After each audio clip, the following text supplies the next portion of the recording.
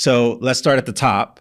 The bacteria in periodontal disease, gum disease, has been shown to be linked with dementia and Alzheimer's. Wow. So the same bacteria, so the way that the study was done, the same bacteria that was in the gums was on the plaques in the brain. The same exact one. So like, oh, where's this coming from? It's coming from the mouth, right?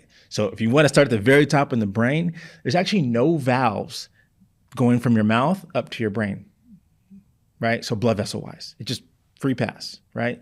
So that is huge, right? When I first started training in surgery, one of the first pages I got was from cardiovascular surgery. And they said, hey, we have to take out the teeth of this like 40-year-old guy. Like, why? It's like, because we have to replace a valve and we can't jeopardize the surgery in this person's heart because he has gum disease. We had to take out all the teeth. Wow. All his teeth. All the teeth, 40 something. Oh my gosh. Right? So poor habits can affect your heart. An entrepreneur straight out of New York City, Michael Chernow was cracking.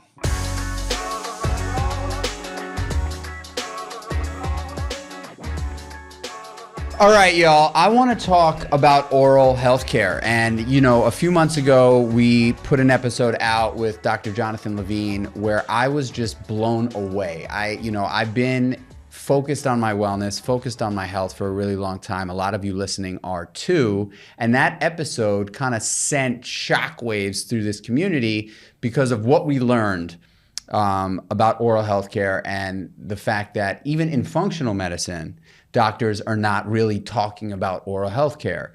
At the end of the day, our mouth is the gateway to our body, to our systems, to our overall wellness.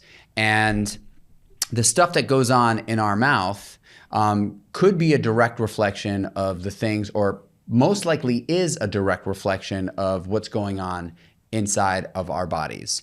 So if you're not focusing on your oral health care habitually, you might want to rethink that. After that episode with Dr. Jonathan Levine, I changed up my whole, and I thought I had a good system going. I really did. I thought I had a good oral program going. I brushed my teeth morning and night. I flossed my teeth.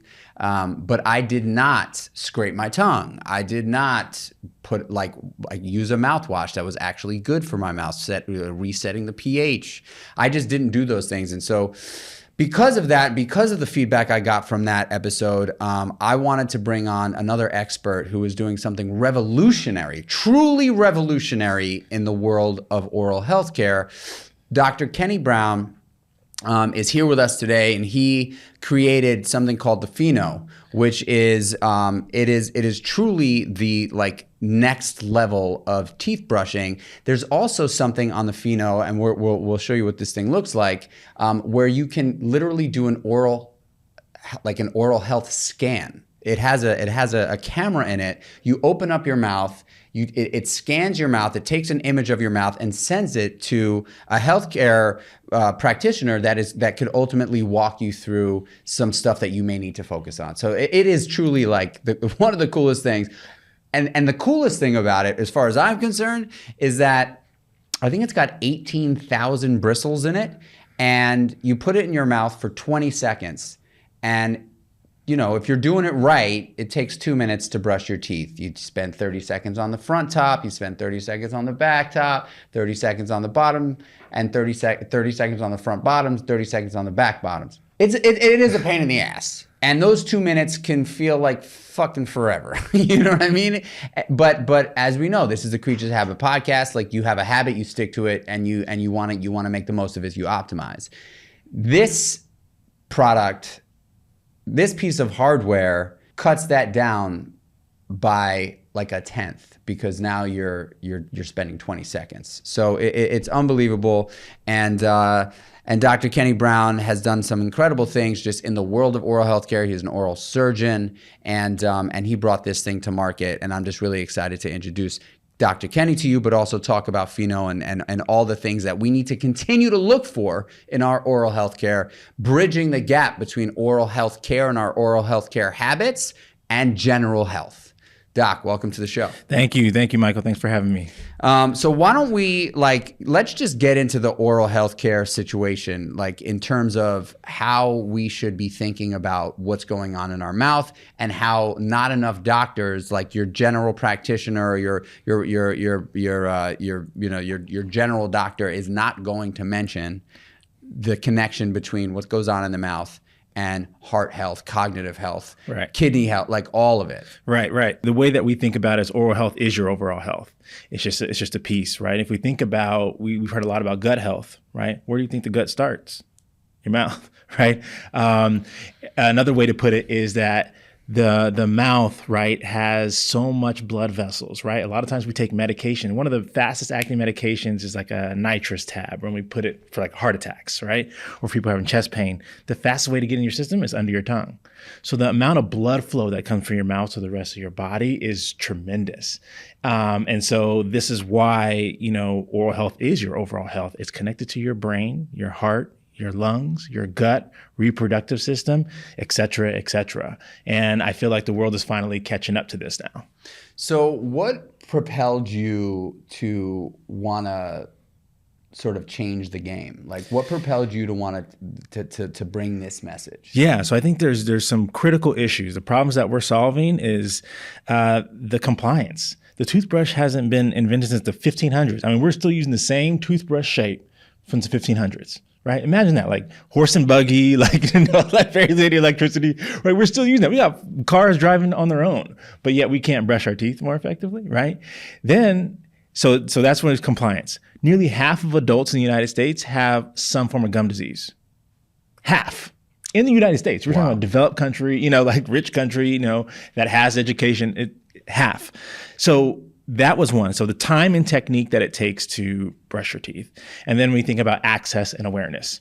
So, you love this, as far as the habits go, like people don't brush their teeth appropriately, right? We say 2 minutes, people brush it 30 seconds. So it's like we need to come up with a way that makes it easier, right? That's part of building great habits is make it easy, make it make sense. And that's why we started with the toothbrush. So I'll use a great example. My kids, right? Like how many parents do you know that just battle with kids to brush their teeth, right? Like with my kids, this is what I've done. And any parent listening, please take this little hack to help your kids brush their teeth. So I've got two sons, 7-year-old and a 10-year-old. And about 2 years ago, I mean, we used to fight, man. Like having the kids brush their teeth before bed is just it's the last thing they want to do. Yeah. Right. And so I know I'm not getting 2 minutes out of them, but if I can get 60 seconds, I'm going to take it. Right. So what I've done is I give both of their toothbrush, and I was like, gentlemen, your weapons. And I give them their toothbrushes, and they stand next to each other, and I'm like, this is a battle. And I introduce them. I'm like, Finley Hudson Chernow coming out of the blue corner, Dakota Lane Chernow, the Rumbler, and they toothbrush battle. Yeah. And I count down from 60, and I'm like, whoever brushes their teeth best wins. Yeah. And then as soon as I get down to the 0, they got to pull their toothbrush out of their mouth. And so they battle every single night to brush their teeth. It's a battle between them, which actually works, but it's also been a battle to get them to that place, right? Right. Can this work for kids? Yeah, so we're actually going to come out with the kids version. Your oldest can probably try it at the lowest setting and be okay. For kids' mouth, their teeth are a little bit smaller. We want to make sure it's gentle. So we are coming out with the kids product. I'll actually give you the prototype of the kids' mouthpiece. Yeah. So you can try it with him. But so we definitely want to do it with kids. And I think that's the thing is even when we're little, we're not learning the proper habit. So we just carry it all the way until adulthood, right? It's like our parents only got us to brush for 30 seconds. And we just carry that all the way into adulthood. And then we expect the same thing for our kids, not really thinking about it. I want to start with, for anybody who didn't listen to the episode with Jonathan, I would love to just hear, putting the Feno aside, what would be a great oral care routine for anybody listening? Yeah, I think it starts with brushing and flossing, right? Consistently. I think, as you know, consistency is key for any of this, right? Every brush counts.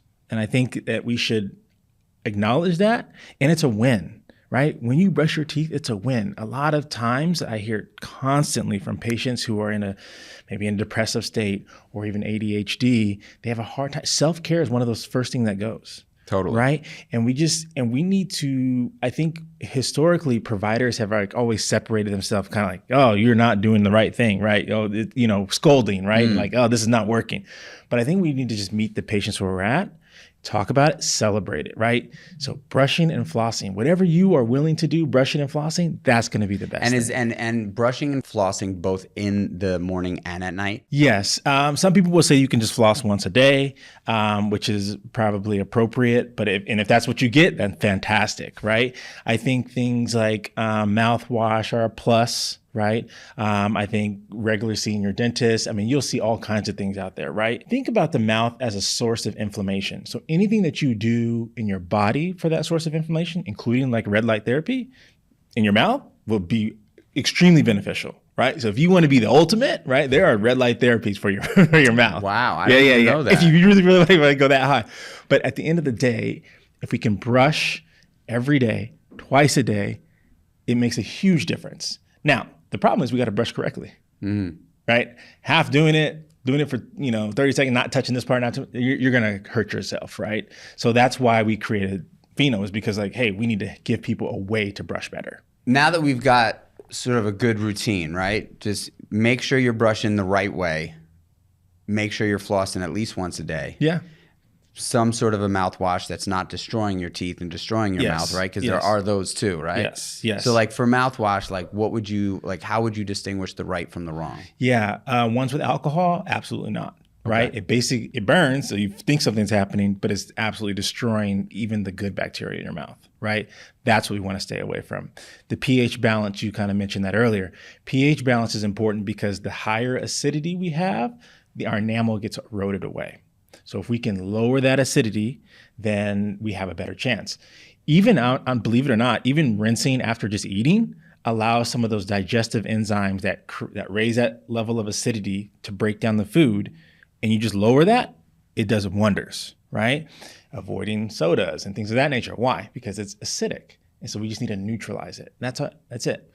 Do you guys have a mouthwash? Are you guys developing something? Yeah, we are. Yes, yeah, absolutely developing. We're taking every single piece of this oral health routine and gonna dramatically innovate. For so long, it's been about, does it feel, being a certain color, or does it burn, right? Or just white, straight teeth. The mouth is so much more than white, straight teeth. White, straight teeth are fantastic, but it's so much more, right? I see white, straight teeth all the time, and I got to take them all out because there's decay, there's infection, there's bacterial overload in those mouths. Wow.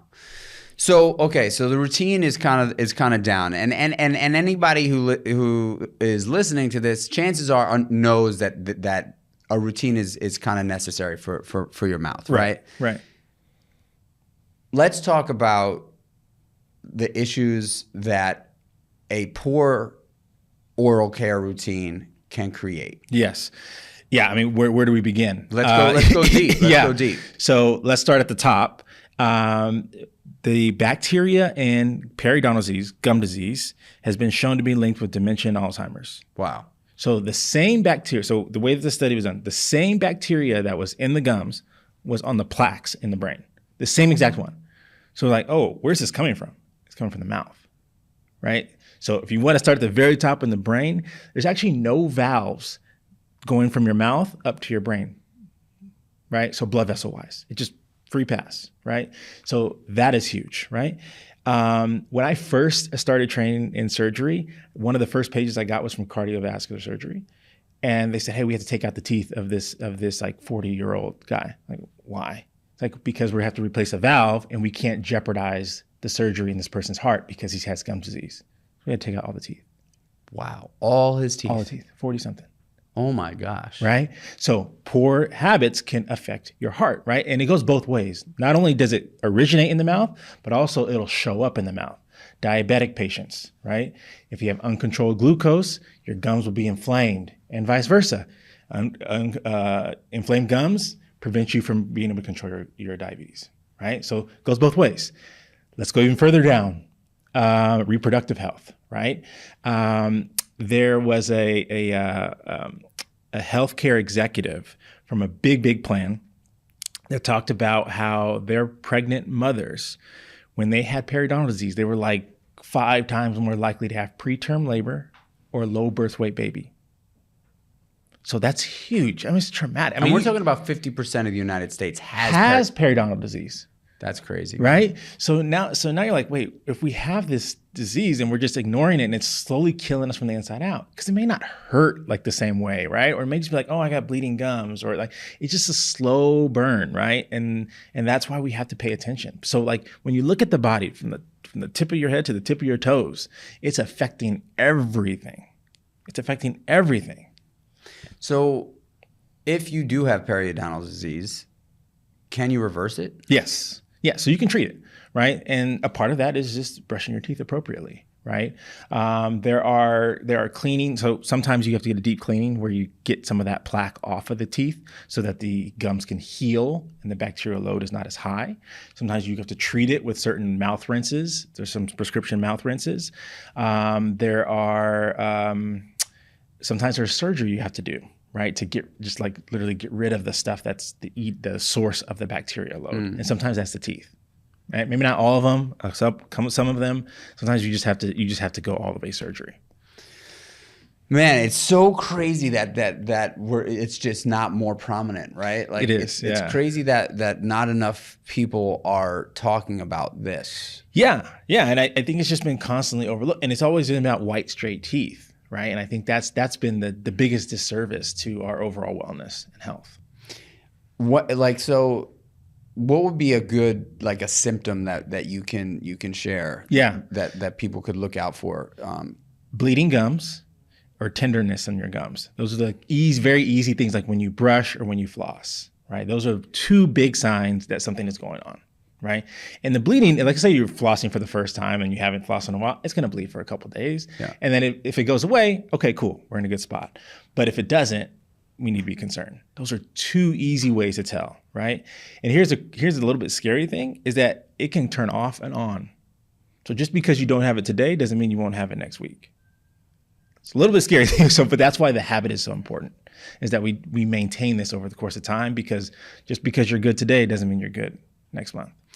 You know, it's crazy. So when I got my Feno, I put it in my mouth, and I just couldn't believe that it was that like a 20-second situation was gonna do what because the fact is that like I really do love routine. I'm a massive habit guy. Yeah.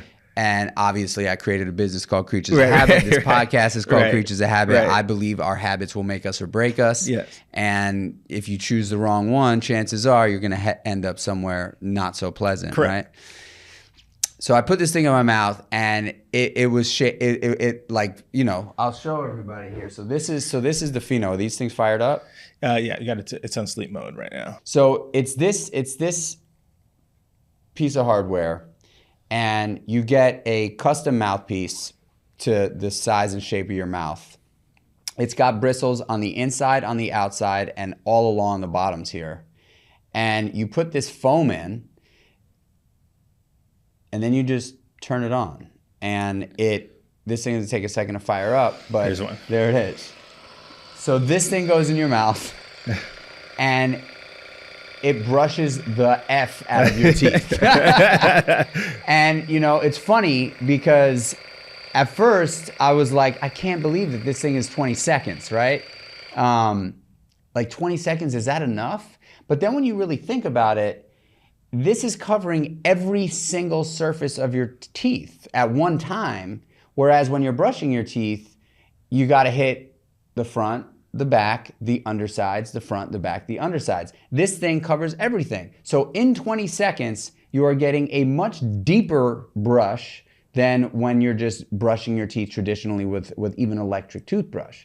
The feeling of my teeth after a brush with this thing, I was saying to my friend Ben, who initially introduced me to Feno, I was like, dude, I feel like I just got out of like a dentist visit, a cleaning, a cleaning, yeah, you know. And I mean, it's pretty incredible. the piece that I think is the most powerful though, and I think what you alluded to earlier is like creating a habit is not easy. No. You know what I mean? Creating a habit, it's my whole message is like better habits, better life, right? Creating a habit is tough though. Changing behavior is really, really hard. Mm-hmm.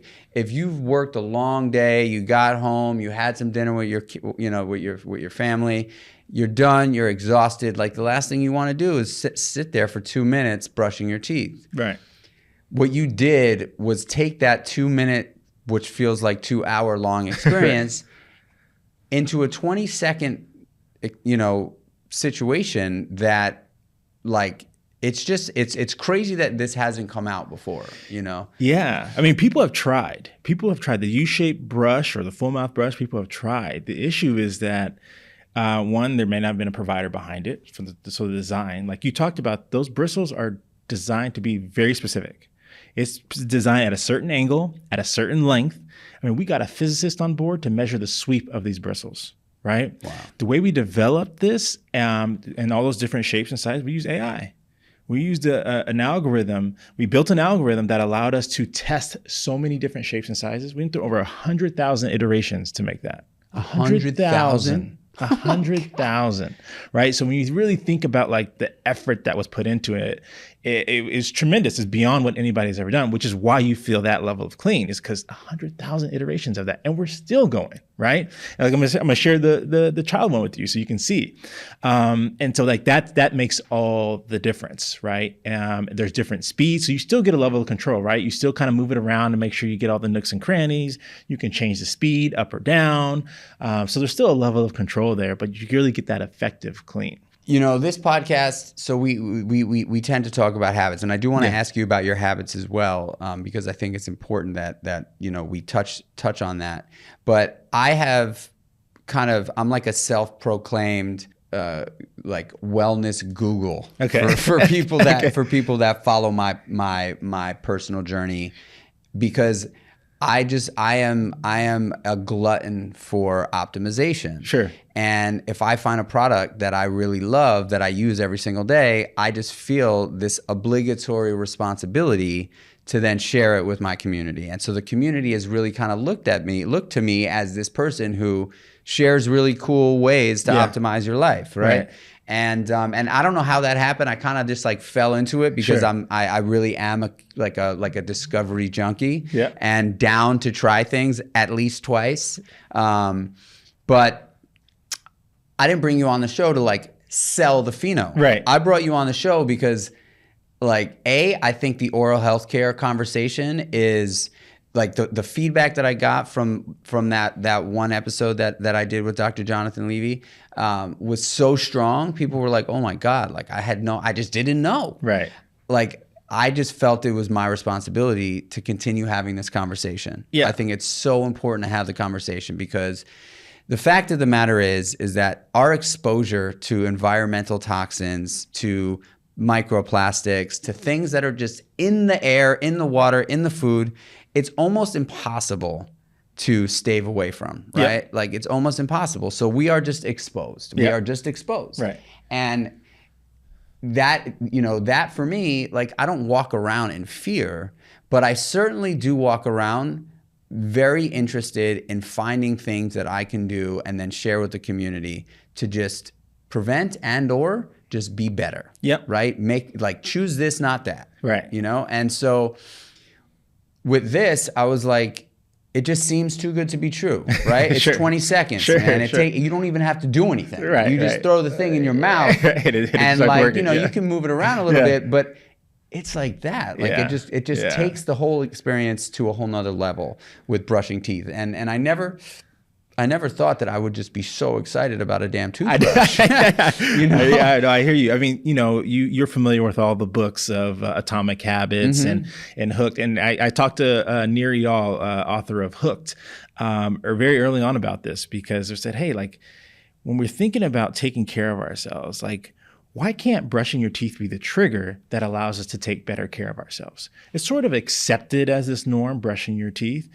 But, whenever you're trying to build a habit, you kind of got to like stack it. You got to need like a system to be able to give yourself the best chance of being successful, right? I was like, well, why can't it start with brushing your teeth? It should. We visit the bathroom, we make our best efforts, right? We may not do it correctly, but we go to the bathroom and we like do it in the morning and we try to get there at night if we're not just passing out, right? Like, but it's like, hey, why can't it start with brushing your teeth?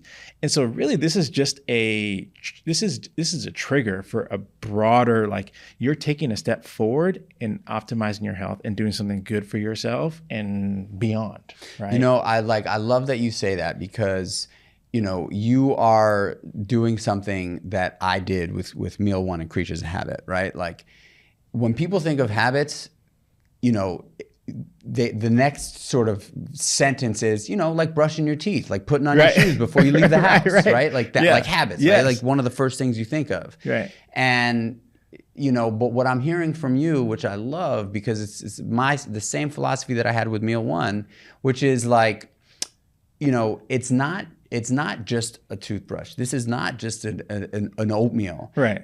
This is a win, right? It's a win in the beginning of your day. Yeah. To help trigger this better decision-making process. Yeah. Right? Like if you can put those little flags, those winning flags, and I'm not talking about win the race, I'm not talking about be the best, I'm talking about just little small wins that you can stack up in the beginning of your day to ultimately help you make better decisions throughout the rest of your day. Like if you start there, your chances of making better decisions are just far greater, right? That is basically what we did here, and that's what you've done here. It's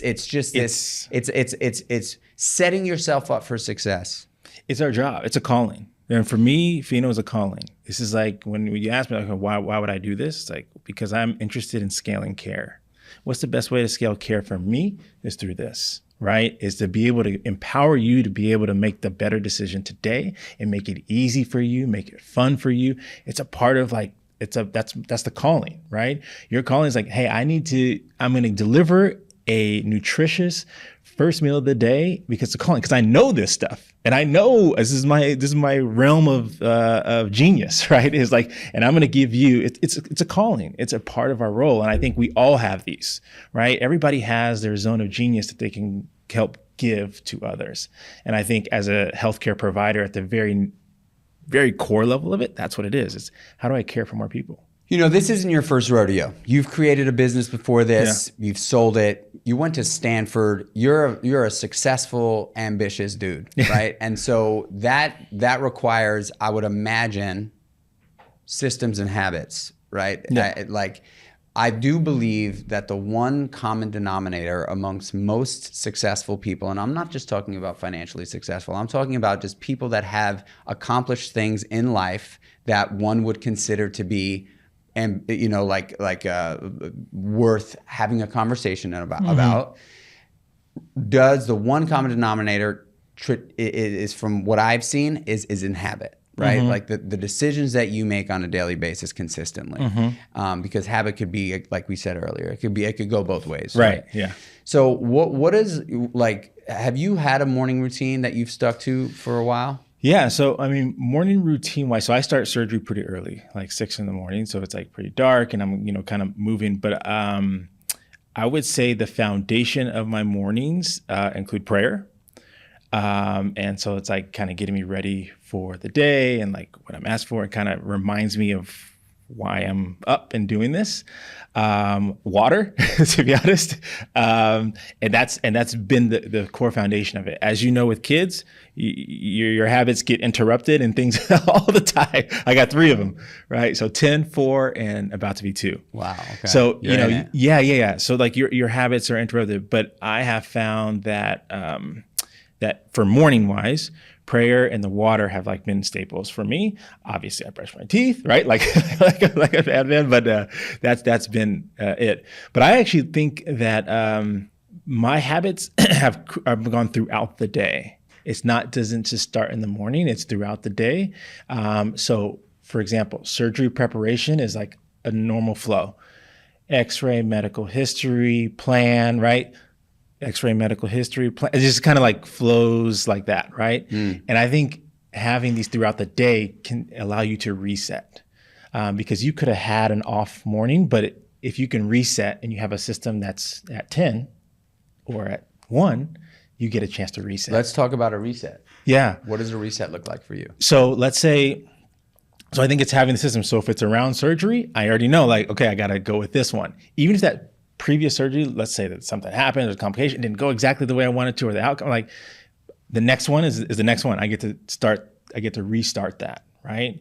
Meetings, same thing. I get to restart it every time. What is what are we doing? What are we trying to accomplish? And I get to reset every time. So no matter, I'm a former basketball player. So like they call it the next shot mentality, right? Whether you missed that shot or not, like you got to get back on defense and you got to shoot the next one as if you made it, right? As if like, who cares? You got to have a very short memory, right? Past is history. The past is history. We got to have a very short memory and we just got to keep going, right? We got to keep shooting, right? And so that's really the thought process. So I think having the ability to like have these things throughout these sort of check-ins throughout the day, I think allow you to maybe have things that didn't go so well, but you can get back on track. What about an evening routine? Do you have an evening routine that you kind of stick to? Yeah, it's centered around the family, and because that's sort of my why. That's where I get the most fulfillment. That's where I get the most gratefulness, and I think that allows me to get a nice sleep. Right when I have had time to play with the kids, eat with the kids, put them to sleep, and then hang out with my wife, it really that sort of like levels everything. Right, no matter what the day did or didn't do, it allows me to like level it out. And so I think so it's a lot, not so much as I'm in a sauna for 30 minutes or like, cause these things come and go, like, with kids and with the startup and with patients, like it's hard to predict all that. And if I have to have that to like set me up, then I'm not as adaptable as I should be. Totally. And adaptability in this world right now, like, you got to be adaptable. And so I think those are the things that ground me. I love that. I mean, I have so much identification with you because fast-paced, busy life, right? Yeah. Entrepreneurship. You're a surgeon and an entrepreneur. It's a lot to take on all the time. Right. There's never a moment, I'm sure, in your life that you're not working at some capacity. Like that's that you are probably on whenever somebody reaches out. Right. Like it's not like you could physically shut the computer, you could physically leave the operating room, but at the end of the day, if the phone rings, I got to answer it. You got to answer it, and you're I got to there, answer it, right? yeah. And so, like, I do believe that there is this like, it just makes me so happy to hear that you said you get the most gratitude from being with your family. I had to ask myself that question about 6 months ago because I found myself, I'm an out in front guy. Mm-hmm. I love this. This is what I was born to do. Sure. Like I love communicating and connecting with humans at scale. That is like my favorite thing to do on the planet. It wakes me up in the morning. Right. That's what excites me. Lifting up rocks, getting to develop new relationships. Like I love that. Yeah. And I know, like I'm confident it comes in super naturally to me. It is my superpower. And like that is what I was meant to do, right? And I found myself with Creatures of Habit spending a lot of time in an office by myself behind a computer. Yeah. And like it was in the beginning of the winter and I was just feeling like, man, like this is not what I'm supposed to be doing. This is not what I'm supposed to be doing. Like I'm not the guy. Right. To be by myself in an office behind the computer all day long. And I said, you know what, Chernow? Like ask yourself, where do you find the most joy in your life? It could be anything. Right. Where do you find the most joy? And I immediately went to spending time with my wife and kids. Yeah. That is guaranteed for me. Right. Where I am just at my happiest when I'm with them. Right. And then the next sort of conversation I had was, okay, so if that's where you find the most joy and gratitude in your life, how can you give yourself the best opportunity to spend as much time there as possible? Mm-hmm. And I said, right now, where I'm at in building this business, this is a season in my life where I just got to do this, right? Like I could easily say, oh, you know what? If this is what it's going to be, I don't want to do this anymore. Right. You know? Yeah. Like if this is what it is, if the business is contingent on my success or progress or productivity as a guy in an office behind a computer, man, Yeah. I might as well toss this thing. You know what I mean? Yeah. It's a season. It's a season. And so I love that you said that, because I'm sure you spend a lot of time in places as an entrepreneur that you're not like, oh yeah, this is the best use of my time. Right. You know? Right. What, like with the business now, what do you think the conversation could be going forward about oral healthcare? Do you see people talking more about this, what sounds to be like a real issue? Yeah, I do. And the research is showing it. More and more publications are coming about the connection between the mouth and the body. And so I think it's going to be a bigger thing. But I think, what I am also aware of as a provider is overwhelming our patients or our customers, right? We don't want to overwhelm them. So it's very important to make it easy, to make it accessible, to make it enjoyable, because or else you just get so debilitated by all the things that you have to do to optimize your health. Like I can't do any of it, right? Adding another thing. Right. And it's actually the reason why we have our medical spend in this country is so high is because of poor compliance. In general, if you look at what are the reasons why we have these medications, what are the reasons why we're in our health isn't the way it is because of our poor habit or non-compliance, right? If you said, oh, I can cure everything if you just eat these foods, it's like, well, okay, well, that's cool. But like, if you don't have the habit to do that, or you have the compliance to do that, then okay, now these things are going to happen, right? You're going to have this trickle effect. And so I think this is going to become a bigger part of the conversation. It already has, and we will continue to be advocates for this in the future about oral health is your overall health. But I think it's up to the creators of the world, the doers, the entrepreneurs, to like, how do we make this easy, enjoyable, fun? How do we do this for ourselves as humanity? I read a statistic recently that said 43% of the United States is categorized obese. Right. 43%. Right. 50% of the United States, a stat that you just said, has periodontal disease, right? The number one reason for the obesity epidemic that we have in this country is poor nutritional habits, right? It's the number one, it is the number one reason as to why.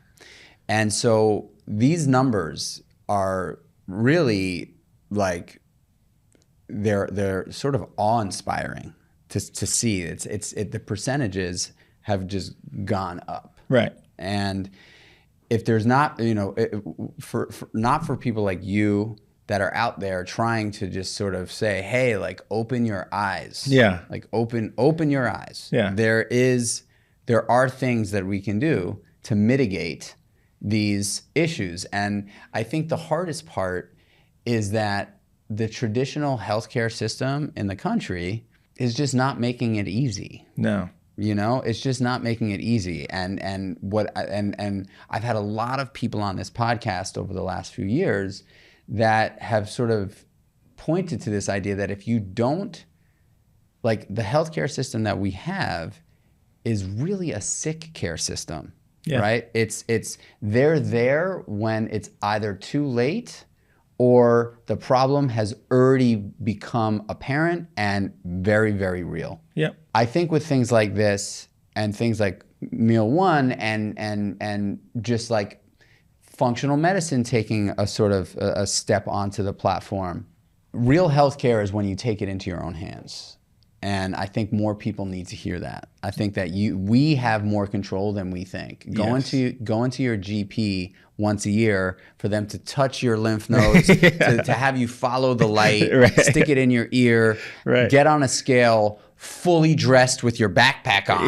You know what I mean? Like when I walk into the doctor to get my physical, they're like, just hop on the scale. And I'm like, I got like 10 pounds extra here. Like they're like, yeah, don't worry about it. Like, that system is not making not helping us make the greatest decisions. It's reaction. It's not proactive, right? And if you think about it, how does the billing work? So if you just want a little insight, all billing works off of the procedures that I complete. That's the only way I get paid, is off the procedures that I complete. Now, this is not to demonize doctors or anything like that, but it is just to say, like, hey, it's a little bit backwards, right? Like, why would I only get paid for because whenever I need to do a procedure, especially surgery, it means that like we've gotten to the last line. Surgery should always be the last option, not the first option, right? And so if you said, okay, well, I only get paid or reimbursed, or everybody only is here to do the last line, right? And that's our motivation, or not subconscious motivation, right? It's like, well, hey, this doesn't make sense.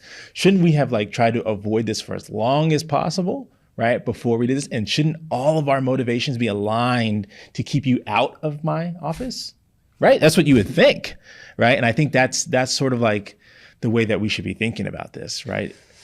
I'm reading a book right now that somebody suggested I read on this therapeutic technique called mental emotional release. Okay.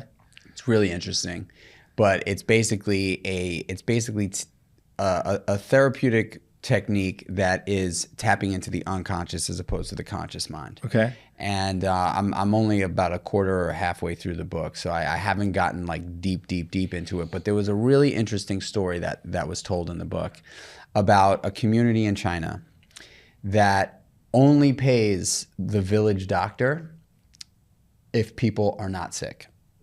So this doctor gets paid by everybody in the community when people are not sick. If people are sick, that doctor does not get paid. Right. That is crazy. Yeah. Right? Yeah, right. But when you really think about it, like, I mean, I think that's obviously an exaggerated version of like what we're talking about here. But like, the doctors get paid when people get sick, you know? And that's just a fact. Yeah. Doctors get paid when people get sick. And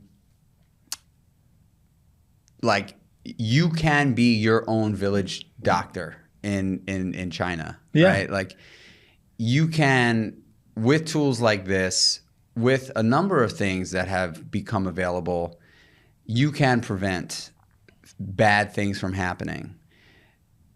I did not know 2.5 months ago that potentially a lot of the stuff that I've experienced, and I think my journey in wellness, you know, coming from addiction into recovery, and then I was bitten by a tick and I got Lyme disease, and like all these things have happened to me. My gut, and you know, like I just didn't know before 2.5 months ago that like taking care of my mouth is a very, very for sure proven scientific studied way to prevent potential issues with other areas and systems in my body. It's vital. And at the very least, let's say we wanted to, you know, we can talk about optimization, but let's talk about just like keeping your teeth into your elder years, right? So think about, what do our teeth do? Okay, they chew food. Like, do you know that the nutrition for like a lot of the elderly is so bad? Why? Because they can't chew. If they don't have teeth, they don't chew. So like they can't even get greens or, you know, like raw vegetables, or to be able to nourish themselves because they can't chew, right? And so like I think just at the very fundamental aspect of why the mouth is important, how it's important, it's just been overlooked and it's been completely undervalued. And it's starting to come out about how important the mouth really is. And we're here for it, right? We're here for it. We're going to be leaders in that. We want to partner. We want to spread the message beyond the brush. We want to spread the message that, hey, your oral health is a part of your systemic health. Dude, it's so fun to have you here, man. I think this message needs to be screamed from the hilltops, because I you know, again, like the people that reached out to me after, and what it did for me after having Dr. Jonathan Levy on, you know, and then other people that I know listen to the pod and have my contact, just shooting me notes being like, holy smokes, like that changed, like really changed the way I think about my oral health care routine. Yeah. Because most people just think it's a quick brush and, you know, flossing every once in a while. Yeah. And I just think that like that is at the bare minimum what it is. The fact that like what happens in our mouth and the health of our mouth could really impact all the other vital organs and systems in our body. man, like now we have like another way to really take our health into our own hands. In your own hands, exactly. So how can people follow along your journey? How can people find out about the Feno? Yeah, they can go to the website, feno.co, feno.co.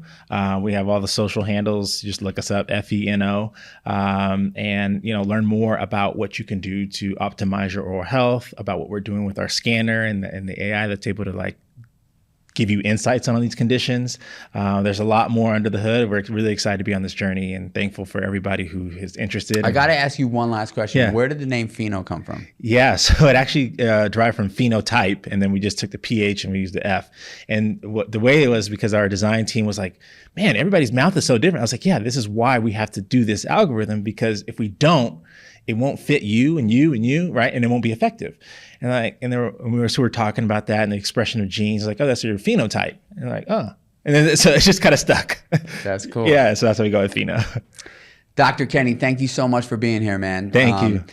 Ladies and gents, I'm just here to tell you, this is such a cool and it's a fun tool that really does make brushing teeth more efficient, optimized, and really just kind of fun. Like it's actually a fun piece to have in your bathroom and now make part of your oral care routine.